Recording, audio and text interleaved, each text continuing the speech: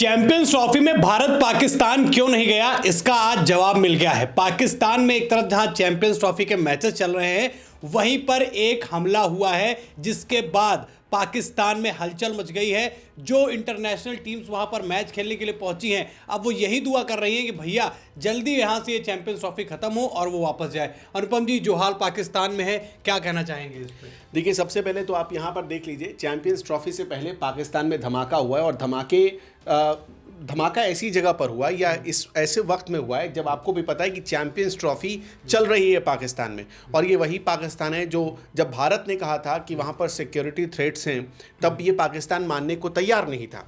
लेकिन दोस्तों, ये कोई पहली घटना नहीं है। सबसे पहले तो आपको इस घटना के बारे में बता देते, उसके बाद आपको सिलसिलेवार तरीके से बताएंगे कि जब से चैंपियंस ट्रॉफी शुरू हुई तब से क्या क्या हुआ है। बहुत ध्यान से सुनिएगा। और जब से चैंपियंस ट्रॉफी की तैयारी शुरू हुई तब से क्या क्या हुआ है। ये पाकिस्तान के खैबर पख्तूनख्वा के एक मदरसे में ये हमला हुआ है। बहुत ध्यान से सुनिएगा। मस्जिद में जुमे की नमाज के दौरान ये हमला हुआ और हमले में एक सांसद की भी मौत की खबर आ रही, जो वहाँ का सांसद हुआ करता था, उसके मौत की खबर आ रही है। ये हमला तब हुआ, सोचकर देखिए कि जो आतंकी है वो हमला भी वो कब करते हैं, जब जुमे की नमाज चल रही थी। यानी कि जब मतलब ये कहा जाता है कि जो नमाज पढ़ने वाले 5 वक्त नमाज पढ़ने वाले होते हैं वो सच्चे मुसलमान होते हैं, फिर भी उस वक्त हमला किया गया, टारगेट किया गया। और इसका सीधा असर या मैसेज किस तक पहुंचाने की कोशिश हुई? मैसेज पहुंचाने की कोशिश हुई दुनिया तक, क्योंकि इस वक्त मतलब 8 देशों की टीम, अगर भारत छोड़ दे तो 7 देशों की टीम इस वक्त पाकिस्तान में मौजूद है। और अगर वहाँ पर अटैक होगा तो इसका सीधा सा मतलब है कि उन 7 देशों को अपने प्लेयर्स की चिंता होगी। हालांकि कुछ टीमें जो अपना 3 मैच खेल चुकी हैं वो तो वापस भी जा चुकी हैं, जो बाहर हो गई हैं। अब देखिए, जुमे की नमाज के दौरान मदरसे में सुसाइड अटैक हुआ है, यानी सुसाइड बॉम्बर वहाँ पर आया था। आत्मघाती हमला इसे बताया जा रहा है। अब हमला करने वाला कौन है, इस पर और ज़्यादा जानकारी यानी बाकी है। हमीदुल हक को निशाना बनाया गया है, कहा जा रहा है। हमीदुल हक को 6 सुरक्षा गार्ड मुहैया कराए गए थे, लेकिन इसके बाद भी उन पर अटैक हुआ है।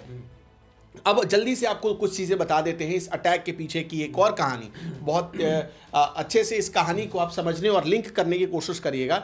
पिछले दिनों जब मुकाबला चल रहा था न्यूजीलैंड का, अगर आपको भी याद है, सचिन रविंद्र बल्लेबाजी कर रहे थे और रावलपिंडी की वो जगह थी। रावलपिंडी में अचानक से आपने देखा होगा तहरीके लब्बैक, एक उसका आतंकी घुस आया, अंदर स्टेडियम में घुस आया।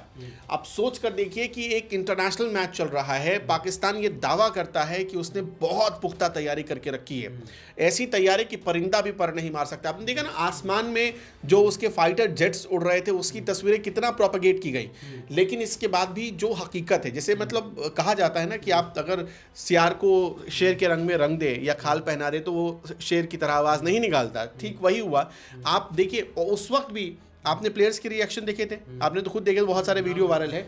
जब ओपनिंग मैच था उसमें जब आसमान से फाइटर जेट्स उड़ रहे थे और जो आवाज़ आई उससे प्लेयर्स सहम गए थे। वो भी न्यूजीलैंड का मुकाबला था, न्यूजीलैंड उसमें खेल रहा था पाकिस्तान के साथ। एक मतलब सारे देशों को अब इतनी जल्दी है कि कम से कम जल्दी से अपने प्लेयर्स बुला लो वहाँ से, क्योंकि सबको पता है कि वहाँ पर सुरक्षित रहना आसान नहीं है। जैसे इंग्लैंड की टीम के मैं आपको जिक्र करके बता दूँ, इंग्लैंड की टीम बाहर हो गई तो वो टीम तो अब आजकल में चली गई होगी या चली जाएगी, लेकिन जिन टीमों को रहना है वो टीमें यही दुआ कर रही होंगी कम से कम यहाँ से निकल जाए।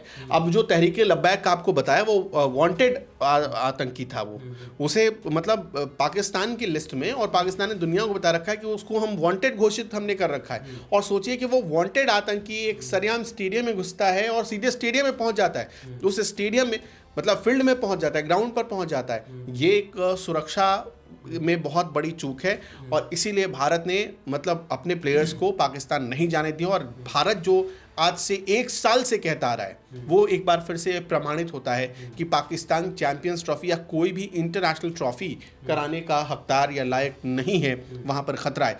एक बार आपको और याद होगा, जब श्रीलंका की टीम, बहुत पहले, ये चैंपियंस ट्रॉफी की बात नहीं है, करीब कुछ सालों पहले की बात है, जब श्रीलंका की टीम पाकिस्तान खेलने गई थी और जहाँ पर उन्हें प्रैक्टिस करने जाना था उस एरिया में धमाका हुआ था, जिससे श्रीलंका टीम को अपना वो विजिट रोकना पड़ा था और वापस लौटना पड़ा था। वो भी एक पाकिस्तान, उसके बाद से पाकिस्तान में मतलब 7-8 साल तो बिल्कुल कोई सीरीज़ ही ड्रॉप हो गई थी, कोई क्रिकेट खेलने के लिए तैयार नहीं होता था।